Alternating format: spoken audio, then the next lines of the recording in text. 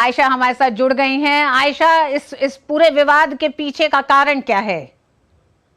देखिए, ये विवाद कल शाम को शुरू हुआ जब नागरतपेट के बारे में अगर मैं आपको पहले बता दूं कि ये एक मार्केट का इलाका है, एक होलसेल मार्केट है और यहाँ पर काफी दुकानें हैं। तो एक दुकानदार ने कल शाम को अपनी दुकान में कुछ धार्मिक संगीत चला रहे थे, तो दूसरा गुट उस पर विरोध करने लगा और आपस में मारपीट हो गई। तो ऐसे में 4 लोग बुरी तरह से जख्मी हो गए।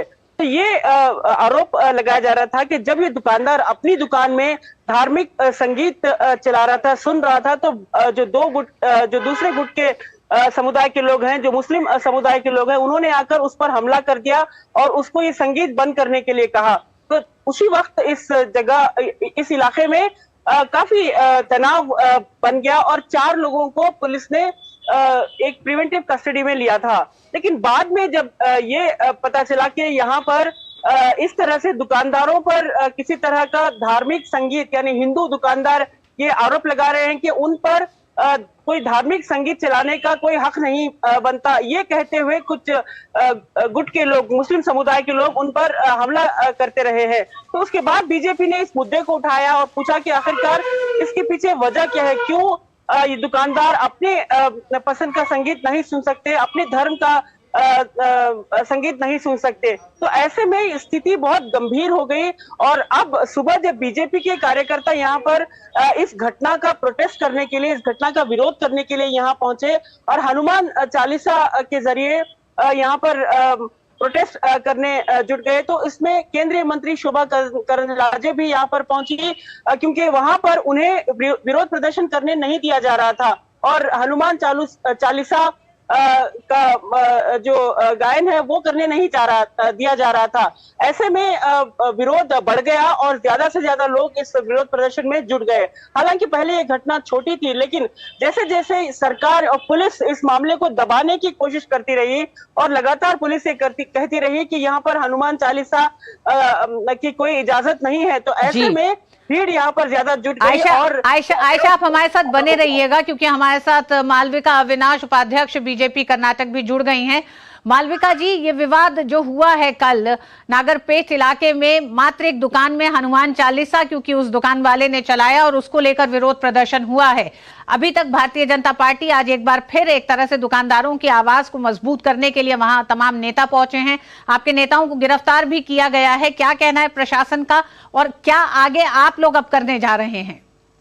देखिए, पहली बात तो ये है कि कल जो घटना घटी है नगरतपेट में, बेंगलोर के बीच में है ये नगरतपेट, यहाँ पे जो दुकानदार था वो अपने आप हनुमान चालीसा बजा के सुना रहा था। सडनली कुछ लोग उसके दुकान में घुसे और ये सब सीसीटीवी में सब है, अवेलेबल है, सबको देखने को अवेलेबल है।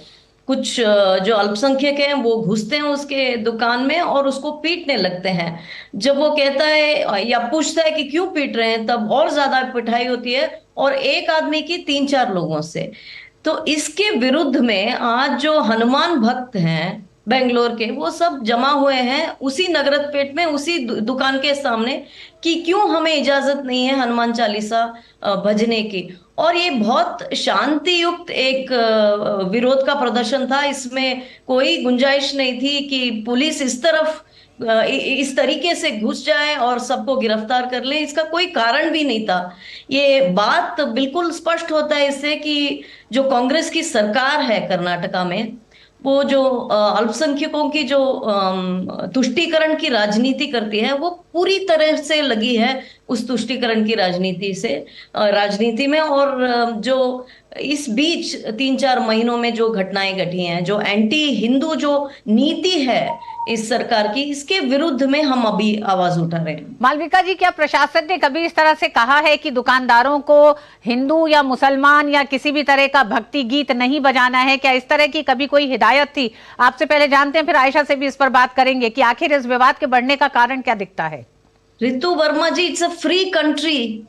कोई भी अपनी पसंद का कोई भी मंत्र या भजन या गाना सुन सकता है अपने दुकान में। उसने अपने दुकान के अंदर बजाया है हनुमान चालीसा, कोई सार्वजनिक रूप से नहीं किया है, इसलिए कि 12 बजे की अजान होने वाली है। ये जो अल्पसंख्यक जो वहां के लड़के जो थे उसके दुकान में घुसे और उसकी पिटाई की। इट्स अ फ्री कंट्री, सबको हक है कि अपने पसंद के गाने, मंत्र, भजन कुछ भी सुने।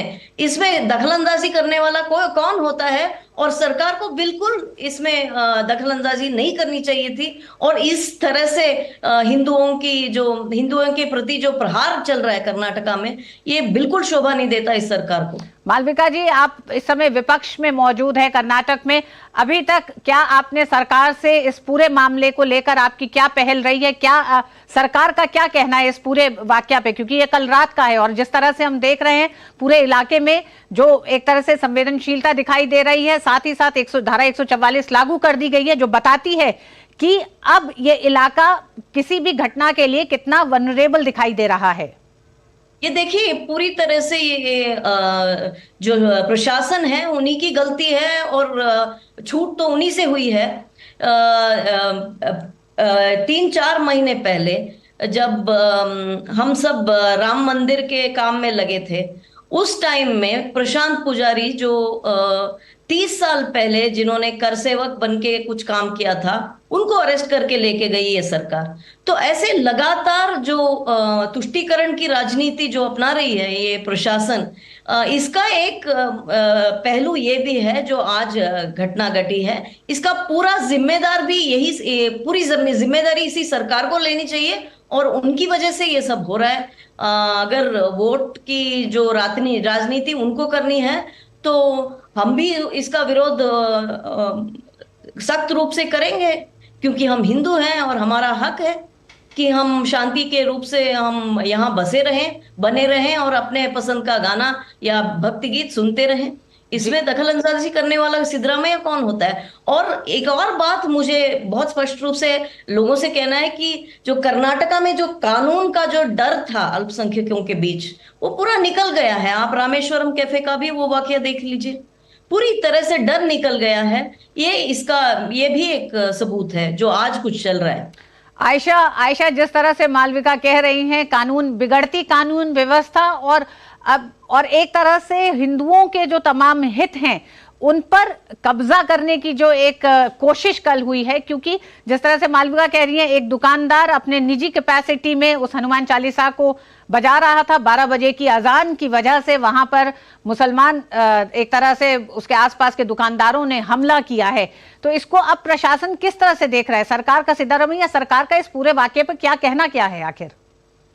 जी देखिए, लगातार पिछले कुछ समय से जैसे मालविका बता रही हैं कि यहाँ पर कानून व्यवस्था की जो स्थिति है उसमें लचरता नजर आ रही है। कहीं ना कहीं छोटे छोटे मुद्दों को भी एक बड़ा राजनीतिक रूप दिया जा रहा है और सरकार पूरी तरह से, जैसे कि बीजेपी आरोप लगा रही है, तुष्टीकरण की राजनीति अपना रही है, क्योंकि सरकार के लिए ये आसान हो जाता है कि वो अपना वोट बैंक बचा ले। आयशा, यहाँ पे आपको बस रोकना चाहेंगे, छोटे मुद्दों को राजनीतिकरण किया जा रहा है या राजनीतिक मुद्दा बनाया जा रहा है, इसको इस चश्मे से देखने की जरूरत है या इस तरह से देखने की जरूरत है कि निजी स्वतंत्रता भी कुछ मायने रखती है? अगर लाउड स्पीकर पर 12 बजे की अजान सुनाई दे सकती है तो क्यों नहीं एक दुकान में हनुमान चालीसा बज सकता है?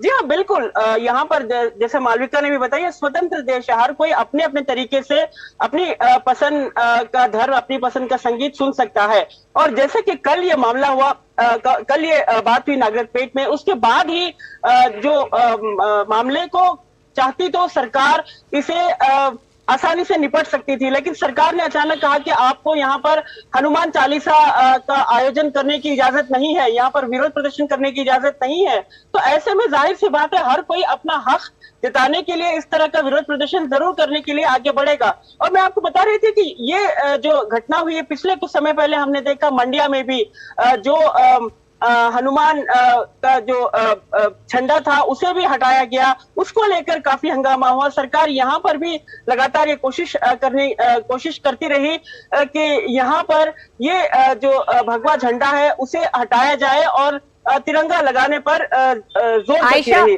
आयशा, तो यहाँ पर नागरपेट में जो कल घटना हुई उसके विरोध प्रदर्शन में आज उस इलाके में भारतीय जनता पार्टी के नेता और कार्यकर्ता एक तरह से जमीन पर उतरे हैं। तो कल जब ये घटना हुई है उसके बाद से सरकार प्रशासन ने क्या सख्ती की, क्या उन लोगों के खिलाफ एक्शन लिया गया जिन्होंने उस दुकानदार पर, हिंदू दुकानदार पर हमला किया हनुमान चालीसा बजाने पर? देखिए, सरकार ये कह रही है कि 2 लोगों को प्रिवेंटिव कस्टडी में लिया गया है, लेकिन अभी तक ये हिरासत नहीं है, उन्हें अभी तक कोर्ट में पेश नहीं किया गया है और अभी तक ये साफ नहीं है कि आखिरकार इस घटना के पीछे कौन था, क्यों ये शख्स, ये जो लोग हैं इस दुकानदार पर हमला करने के लिए वो वहां पर गए, क्योंकि ये पहली बार नहीं हुआ। ये हर दिन इस तरह से इस इलाके में ये दुकानदार अपने पसंद का धार्मिक संगीत सुनते हैं, भगवान चालीसा सुनते हैं, तो क्यों कल के दिन ही ये इस घटना को इस तरह की तूल दी गई? तो जाहिर सी बात है सरकार के पास अभी इस बात को लेकर कोई जवाब नहीं है और सरकार ने अभी तक जिन्हें प्रिवेंटिव कस्टडी में लिया गया है, जिन्हें हिरासत में लिया गया है, उन्हें अभी तक कोर्ट में भी पेश नहीं किया।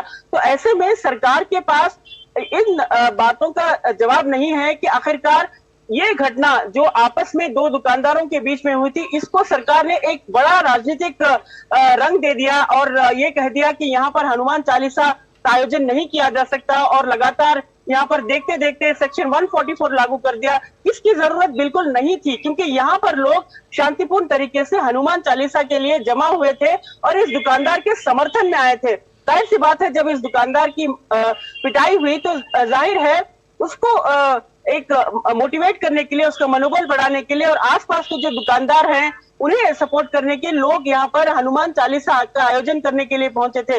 लेकिन सरकार ने जो सख्ती बरतते हुए कह दिया कि यहाँ पर हनुमान चालीसा का आयोजन नहीं किया जा सकता, तो जाहिर है सरकार इस मामले को एक राजनीतिक टूल दे दिया, इस मामले को और भड़का दिया। ऐसे में ज्यादा से ज्यादा लोग अब यहाँ पर जुटे हुए हैं और केंद्रीय मंत्री शोभा करंदलाजे पहुंची हैं।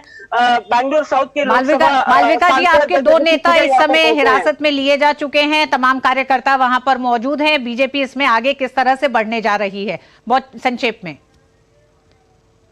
देखिए, हम तो पूरी तरह से जब तक कानून लागू नहीं हो जाता और जब तक जो बच्चा था कल दुकान में जिसने हनुमान चालीसा सुनी, जब तक उसको न्याय नहीं मिलता तब तक हमारी ये विरोध चलती रहेगी और हमारी ये लड़ाई अभी खत्म नहीं हुई है।